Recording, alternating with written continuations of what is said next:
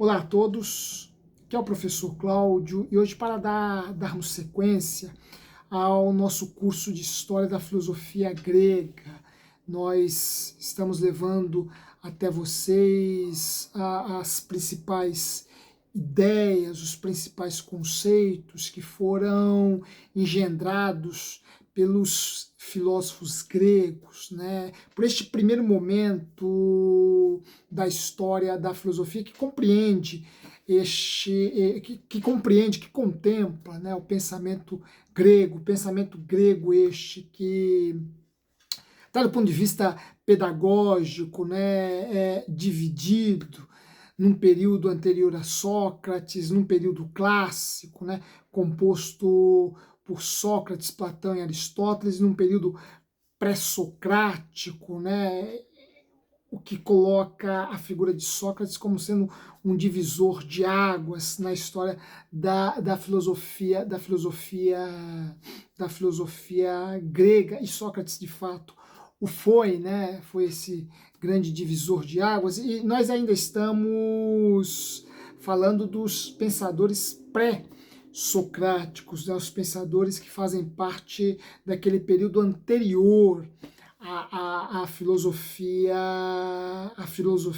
clássica, né? E o autor, o intelectual, o pensador que abordamos em nossos últimos encontros e sobre o qual continuaremos falando, talvez por mais outro encontro, é o filósofo Empédocles de Agrigento, né? Já apresentamos uma brevíssima biografia deste intelectual, né? E brevíssima mesmo, porque sobretudo dos pré-socráticos, nós temos pouquíssimas informações acerca de sua vida, né? acerca de seu estar no mundo, para além, né, do plano das ideias, né? Nós temos pouquíssimas informações, nós temos pouquíssimo conteúdo acerca da vida, da biografia, da história mais pessoal, história mais privada destes filósofos, né? Então nós fizemos aí um brevíssimo retrato acerca da biografia de Empédocles, já falamos acerca dos elementos que Empédocles coloca na origem do cosmo. Lembremos, os pré-socráticos ainda estão preocupados, ocupados em entender a origem do cosmo, né? São filósofos que buscam a causa primeva de todas as coisas, né? E por isso serem filósofos ditos naturalistas, porque a physis, o mundo físico, vai ser o grande objeto de especulação, de investigação, vai ser o grande objeto a despertar a curiosidade destes primeiros intelectuais. E por estarmos falando sobre um pré-socrático, um filósofo da natureza, um filósofo naturalista, nós apresentamos a vocês quais os elementos que estão na origem de todas as coisas, que são a causa de todas as coisas, né? Ar, fogo, ar e terra, né? Falamos sobre isso em nossos últimos encontros, né? Portanto, você que não assistiu nossas aulas anteriores, visite lá as primeiras aulas sobre Empédocles, até para você acompanhar todo o movimento, né? Porque um tema desenvolvido por um autor dentro do seu sistema, dentro do seu pensamento, está conectado a outro tema que está relacionado a outro tema, até que por fim todos os temas se encaixam e formam um todo bastante coeso e sistemático, né? Portanto, é importante vocês verem as nossas aulas anteriores sobre Empédocles para acompanhar o movimento filosófico deste autor e entender o porquê chegamos a este ponto. Mas qual ponto, professor? O ponto acerca do cosmo propriamente dito, pois já falamos dos 4 elementos que estão na causa, na base deste cosmo, já falamos acerca das 2 forças, né? Amor e ódio, e para Empédocles, amor e ódio são forças mesmo, né? Não podemos concebê-los a partir de antropomorfismos, né? A partir de uma linguagem que aproxime estes elementos da humanidade, do ser humano propriamente dito, né? Este amor e este ódio que atuam sobre os 4 elementos, dando origem à vida, dando origem às formas da natureza, dando origem ao cosmo. Este amor e este ódio não são o amor e o ódio conhecidos pelo homem em sua dimensão existencial e relacional, né? Este amor é muito mais complexo. Esse amor empedocletiano é muito mais complexo do que o amor erótico, por exemplo. O ódio é muito mais complexo do que o ódio humano, né? Embora o amor e o ódio que sinto ou que sentimos são manifestações deste amor e deste ódio, diríamos, metafísicos, por assim dizer, né? Mas não se esvaem, não se reduzem, não se limitam às nossas experiências eróticas ou às nossas experiências de hostilidade, de animosidade, de adversidade, enfim, né? Portanto, o amor e o ódio atuam sobre os 4 elementos, dando origem à vida, à natureza, o cosmo. Mas este cosmo requer de nós uma análise um pouco mais detalhada, porque a ação do amor e do ódio sobre este cosmo impõe ao amor e ao ódio também alguns limites para a subsistência deste cosmo. Não são ações absolutas, não são ações incondicionais do amor e do ódio sobre os 4 elementos que vão nos levar até este universo tal qual nós o conhecemos, né? A ação do amor e do ódio no cosmo, para que ele continue existindo, são ações limitadas, e nós falaremos por quê neste nosso encontro. Mas antes eu quero te convidar para se inscrever em nosso canal. Este é um espaço por meio do qual nós levamos até vocês um pouco de filosofia, um pouco de literatura, um pouco de ciência, né? Sobretudo as áreas do conhecimento que nos interessam e sobre as quais nós mais temos estudado ao longo dos anos, né? Portanto, você que acredita na importância, você que sabe acerca da importância que o conhecimento tem na vida do indivíduo, nos ajude fazendo sua inscrição aí em nosso canal, deixando comentários, deixando seu like caso goste desta nossa aula, compartilhando esse espaço com outras pessoas. Isto nos ajuda e nos ajuda bastante. Portanto, se engaje conosco neste projeto, a fim de que nós possamos contribuir com a formação humanística de outras tantas pessoas.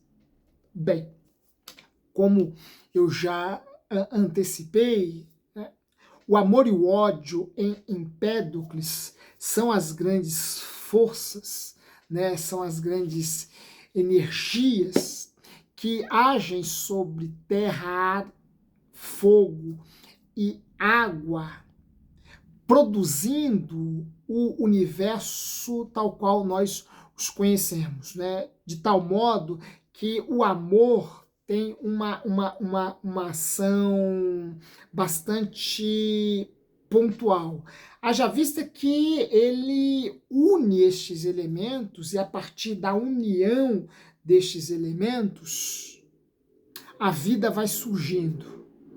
Logo, o oposto ao amor, que é o ódio, age sobre a vida, age sobre a natureza, mas produzindo efeitos distintos aos efeitos produzidos pelo amor. Pois enquanto o amor une e produz a vida, o ódio separa estes elementos e, consequentemente, produz a morte. Veja que até aqui, até este ponto, a ação de ambas as forças, de ambas as energias, amor e ódio, é uma ação contrastante, né? Uma ação oposta, é uma ação cujos efeitos são distintos quando comparamos amor e ódio. Amor une e, portanto, produz a vida. O ódio separa e, portanto, produz a morte. Então, são ações encabeçadas, protagonizadas, exercidas, concretizadas por forças distintas e, consequentemente, produzindo efeitos distintos. Bem, Empédocles vai tornar esta ação um pouco mais complexa, de tal modo que em determinado momento os efeitos se confundem, de forma que o amor produz o fim e o ódio o princípio. Ou seja, o amor produz a morte, o perecimento, e o ódio a vida, o nascimento em um momento muito específico, e eu procurarei me fazer entendido, ou pelo menos fazer entendido Empédocles neste ponto. Vejam, para Empédocles, se o amor for uma força que exerça um predomínio, uma prevalecência absoluta sobre os quatro elementos, o que irá acontecer? Ora, irá acontecer justamente o fim do cosmo. Por quê? Porque se o amor, que é aquilo que une, se o amor é aquilo que junta, se o amor é aquilo que converge, a força do amor sobre estes elementos tem que ser uma força muito limitada, tem que ser uma força precisamente, matematicamente limitada. Por quê? Porque se esta força for tão intensa, for absoluta, for plena, ocorrerá o fim do cosmo. Haja vista que estes elementos vão se convergir e se amalgamarem de forma tão plena entre si, que o resultado daí será uma massa compacta e uniforme. Ou seja, uma massa que em nada possuirá as características do cosmo. Por quê? Porque o cosmo é o conjunto de infinitos seres que são distintos entre si, né? Ora, a árvore, o cavalo, o homem, a mulher, o sol, a estrela, a lua, outros planetas, os insetos e todas as outras formas vivas sobre o cosmos são distintas. Nós conseguimos identificar os seus contrastes, as suas diferenças. Nós conseguimos afirmar que isso é uma árvore, aquilo é um homem e aquilo é um leão, por exemplo. Por quê? Porque o cosmo é um conjunto formado por seres distintos. O cosmo é um conjunto formado por seres heterogêneos, por seres que possuem formas distintas, por uma pluralidade de existências, cada uma delas possuindo suas próprias características. Isto é o cosmo.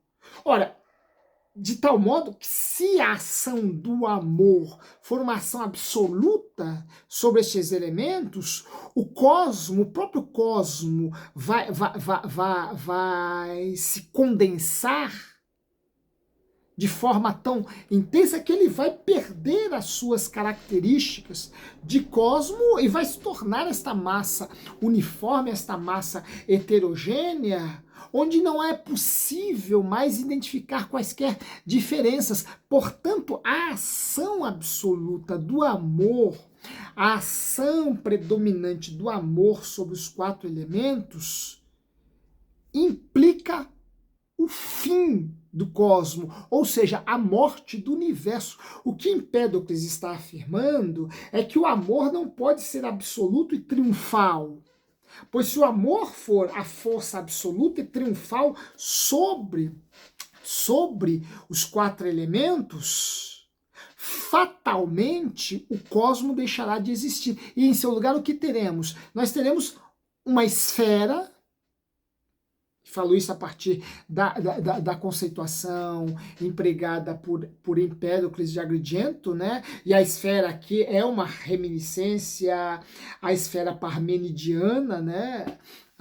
Nós sabemos o quanto que Empédocles, já falamos isso em nossos encontros anteriores, né? Acerca do quanto que Empédocles bebe na fonte de Parmênides, mas não permanece ali, né? Vai romper em determinados momentos e apresentar ideias suas, ideias originais, ideias novas, né? E aqui, nesse caso, neste tema, ele próprio já está se esforçando intelectualmente, filosoficamente, para não levar a sua filosofia até um extremo em que ela vai se convergir num parmenidianismo.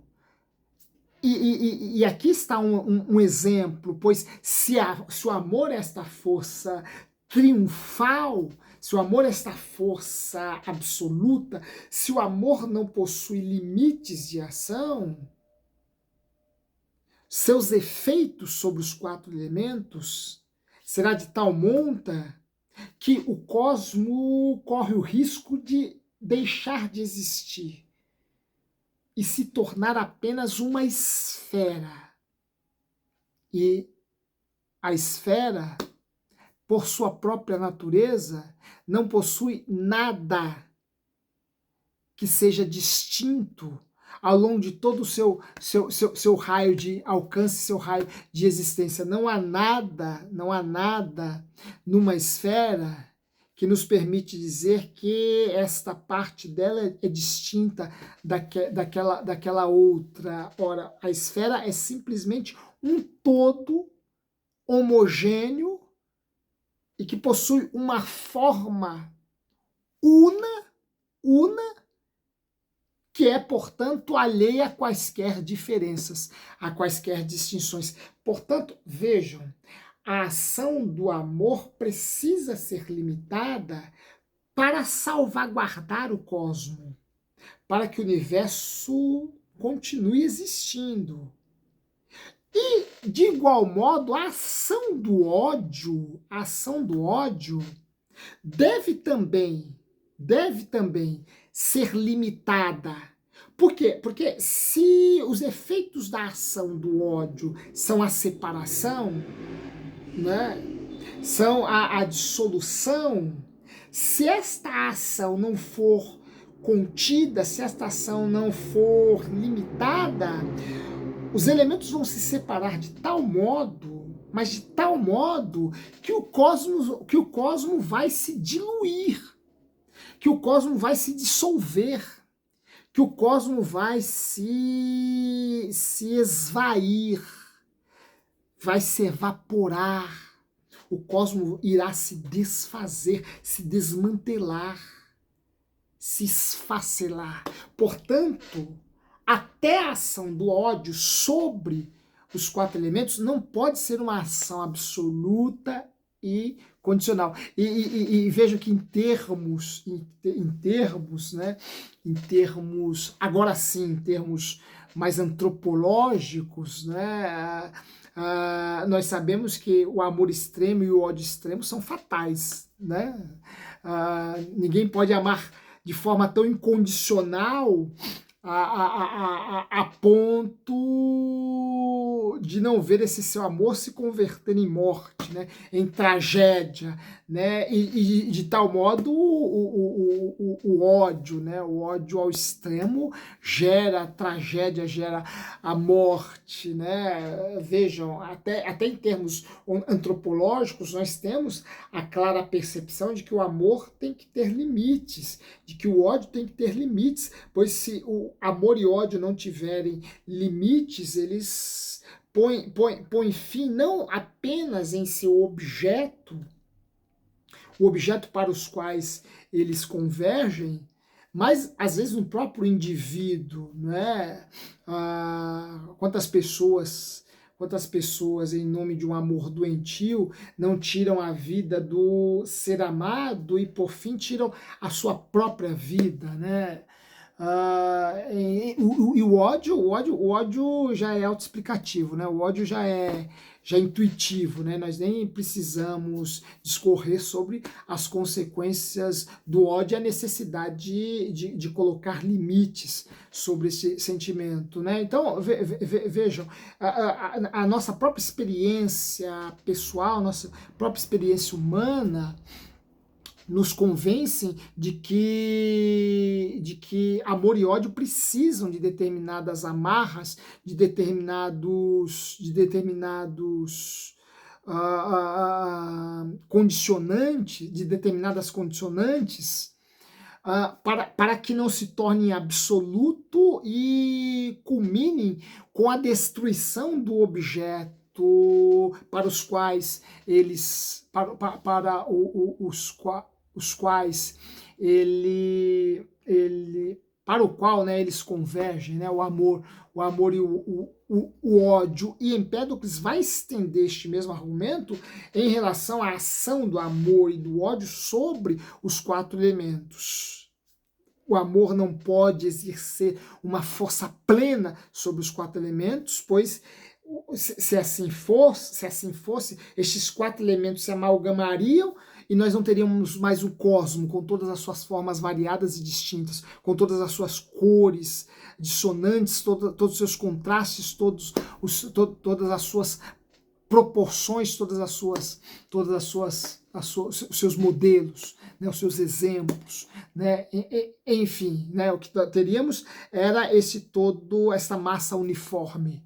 E o ódio não pode também agir de forma incondicional sobre os 4 elementos, pois se assim fosse, estes 4 elementos se distanciariam uns dos outros de tal modo que o cosmos iria se dissolver, se diluir, né? se esvair. Logo, existem limites para a ação do amor e para a ação do ódio. Amor e ódio em Empédocles não são forças absolutas, não são forças incontroláveis, não são forças incontidas. E a partir desta argumentação, fica claro que os efeitos do amor podem se confundir com os efeitos do ódio, pois o amor absoluto não põe sob o risco a existência do universo. Claro, já vimos. E o ódio absoluto, por sua vez, aliás, e o ódio, por sua vez, precisa destes condicionantes, destes limitadores, pois é a partir desses limitadores que surge a vida.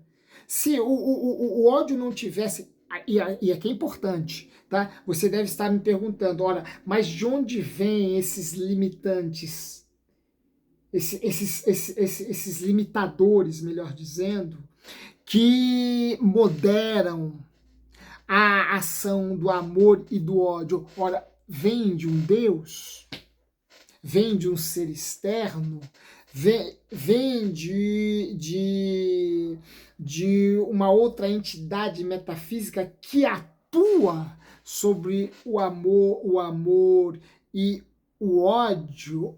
Bem, aqui cabe termos um certo cuidado. Por quê? Porque o Deus aliás, porque a filosofia empedoclitiana não é uma filosofia ateísta.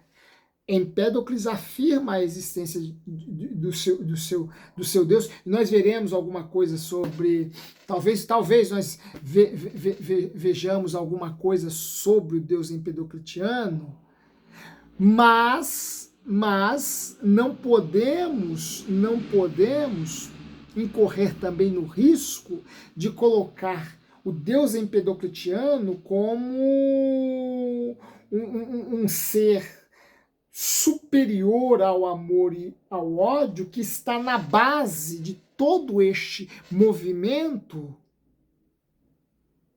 de tal modo que ele sim seja a causa do universo. Nós incorreríamos numa contradição, numa distorção gritante acerca daquilo que Empédocles já afirmou e que já vimos até aqui. Por quê? Porque para Empédocles a causa do universo não é um Deus, não é um ser metafísico que existe para além dos 4 elementos, para além do amor e do ódio, e que modera todo o movimento original que traz a existência à luz, que faz com que as coisas existam como nós as conhecemos. Portanto, podemos afirmar que esses condicionantes são intrínsecos à própria natureza dessas forças, a própria natureza do amor e a própria natureza do ódio.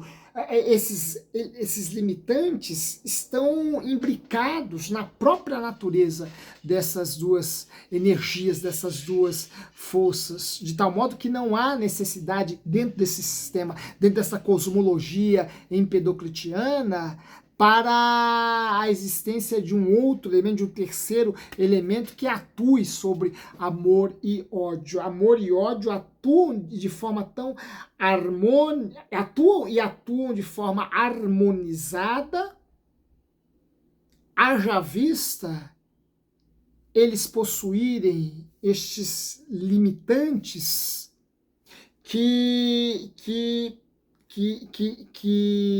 permitem a sua força, a sua energia agir tal qual ela deve agir, não para destruir o objeto no qual seus efeitos convergem, mas para preservá-lo, que é o cosmo. Ora, se o amor não pode ser uma força que age absolutamente sobre o universo sem nenhum freio, sem nenhuma condicionante, e o ódio de igual modo. Ora, para Empédocles, tanto nascimento quanto perecimento se dão justamente na passagem de uma força para a outra. Vejam, o nascer e o perecer para Empédocles não decorre em termos absolutos, é bom que se diga, não decorre em termos absolutos da ação do amor e do ódio, mas da passagem de um para o outro. É na passagem do ódio para o amor que as coisas nascem, como é da passagem do amor para o ódio que as coisas perecem. E por que tem que ser na passagem? Porque é justamente na passagem que as forças se equilibram. É justamente na passagem que amor e ódio encontram a sua proporção exata.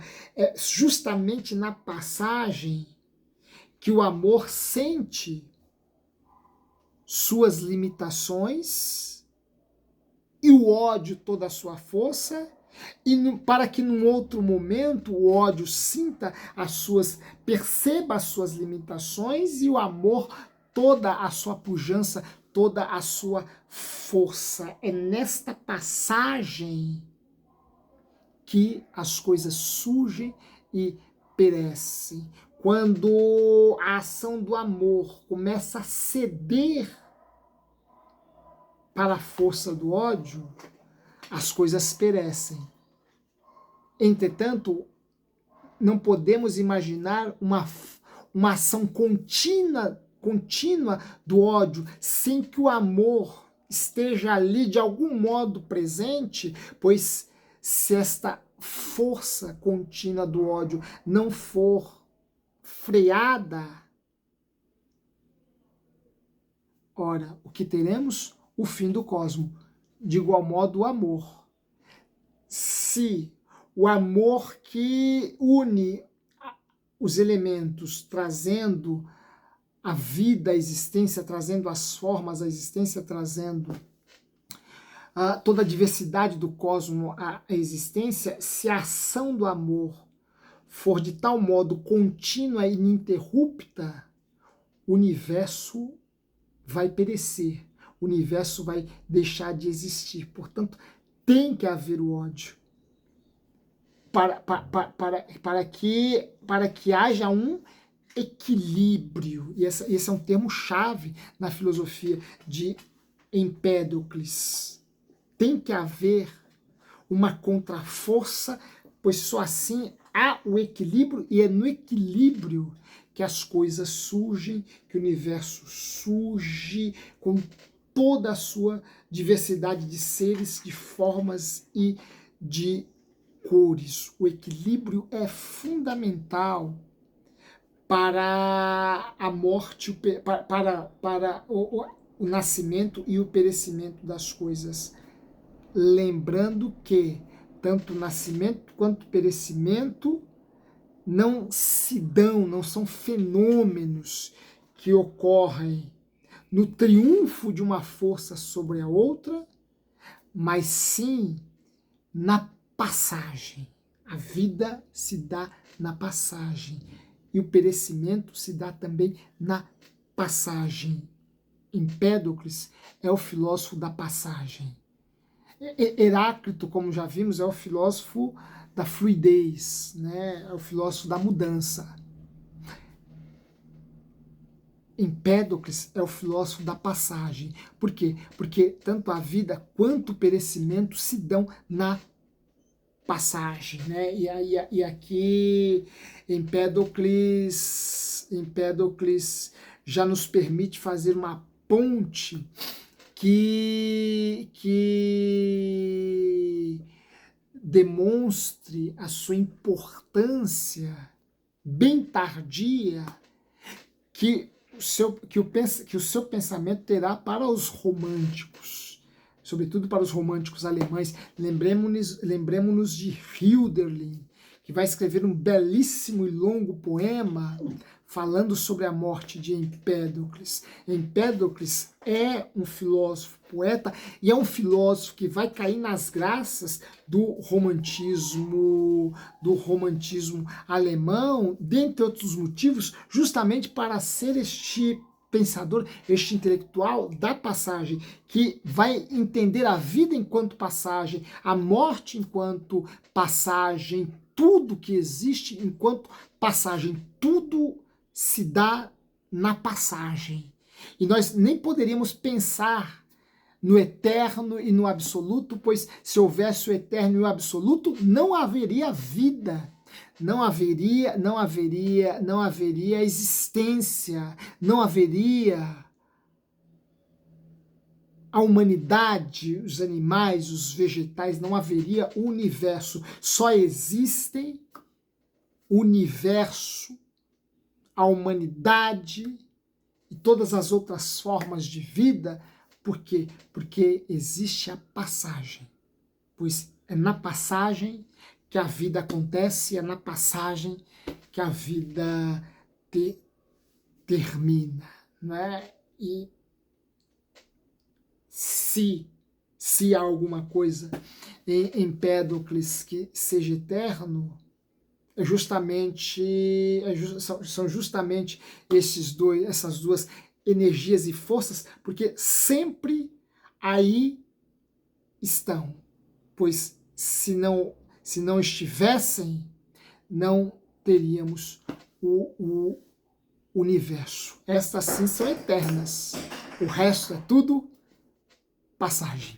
Forte abraço até vocês, um forte abraço a todos vocês. Espero que tenham gostado dessa nossa aula. Se gostaram, deixa aí o seu comentário, faça a sua inscrição, nos ajude compartilhando esse espaço com outras pessoas. E em breve nós aqui retornaremos para darmos sequência à filosofia de Empédocles. Temos algumas coisas para vermos sobre este pensador, e quando concluirmos quando fecharmos estas ideias derradeiras empedocletianas, aí partiremos para outros autores. Portanto, nos acompanhe aqui em nosso canal, pois continuaremos fazendo essa viagem, não apenas pela mente brilhante de um Empédocles, mas pela mente brilhante de tantos outros filósofos maravilhosos que ainda haveremos de estudar. Fique conosco nesta